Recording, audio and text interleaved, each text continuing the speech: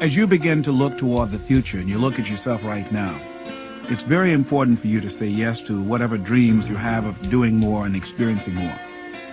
Because when you do that, you're literally extending your life. You're adding more quality and richness and fullness to your life. So I want you to practice constantly looking at where you could be if you gave yourself permission. Many people, once they reach a certain level, they stop there and they relax and they lay back on their laurels. So look at your life right now and look into the future and constantly hold a larger vision beyond where you are, doing more and achieving more. Just look at yourself and start using your imagination and see the universe as your playground where you're going to come out and challenge yourself to do more and use all your talents and skills in another area. Now, I want you to begin to realize that when you say you want to do something that's beyond your comfort zone, that will ignite or trigger some inner conversations. And 87% of those inner conversations, most studies indicate, those are negative conversations. In fact, they did a study at UCLA with a swimming team, and they told these particular swimmers, hey, your swimming score wasn't very good. In fact, it's in a new book out recently. And this gentleman who did the study said that they noticed something different about the performers in the swimming meet. One group, when they came back to swim again, they did better. Another group, they didn't do so well. But what made the difference? One said, hey, it was a fluke. I can do better than that. And came and did better than that. The other one probably said, hey, I'm not as good as I thought I was and did far less than what they would have done. That negative conversation. How many times have you said that you wanted to do something and you talked yourself out of it?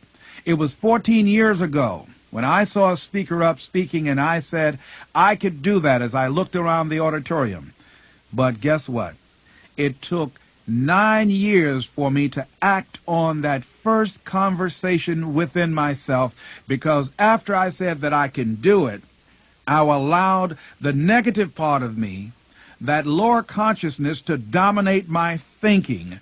And that's what I responded to. I'm suggesting to you that when you have some negative conversations, building a logical case on why you cannot live your dream, that you don't have the money, or you don't have the training, or you don't have the contact, you don't have what it takes, you're not good enough, building a case on why you can't do it, what you must do is ignore that inner conversation and then start building a case on why you can do it.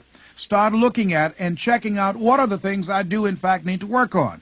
See, many times you can have a yes I can attitude, but a no I can aptitude. So make sure that you don't hype yourself up and go forward trying to pursue your dream without proper preparation. Now, once you determine what it is you want to do and you hold the vision, you've looked at what you need to do to begin to develop yourself, write your goals down. A lot of people just never take the time to do that. I suggest, and this is what I do, I write my goals down and I read them 3 times a day. Why do you do that? Because I believe that whatever you hold in consciousness, whatever you focus on, that is what you're going to begin to multiply and produce in your life experience. If you look at your life right now, if what we have in our lives, as Dennis Waitley would say, is a result of our current dominant thinking, then in order to begin to change the results we have, and Jack Boland has a saying, if you want to keep on getting what you're getting, keep on doing what you're doing. We want to begin to feed our mind some different types of thoughts and different types of visions. So as you begin to visualize, holding constantly, tenaciously, even when you have no evidence to support your doing this, the vision of what you have of yourself, and then you write your goals down and you are reading those goals constantly, you're feeding yourself with motivational tapes and motivational books, as well as talking to yourself to drown out those inner conversations that you might have. So I'm saying to you, start saying yes to yourself by drowning out that inner conversation. Talk to yourself. And don't talk casually. Speak with power of feeling and conviction, because you want to begin to override and short-circuit that lower part of you to begin to express the higher self, that higher consciousness, to tap that unlimited power, that boundless energy that you showed up with, that you were endowed with. See, you came with everything you need. I think it was Buckminster Fuller who said that all of us are born geniuses, but some of us are more brain damaged than others. Because of the damage we receive from life, where we're told more about our limitations rather than our potential, is the reason that most of us go to our graves and take our music with us. So as you begin to, as Browning would say, release the imprisoned splendor, as you look toward the future with this larger vision, as you are affirming your right to begin to express more and to experience more in life and saying yes to your dreams, write your dreams down, look at them, write them in detail, and be exact on what you want. Be exact. Don't, you know, there was a team that said they had a goal of going to the Super Bowl. Well, they went, and they got whipped. See, they should have said, my goal is to go to the Super Bowl and win. Be exact.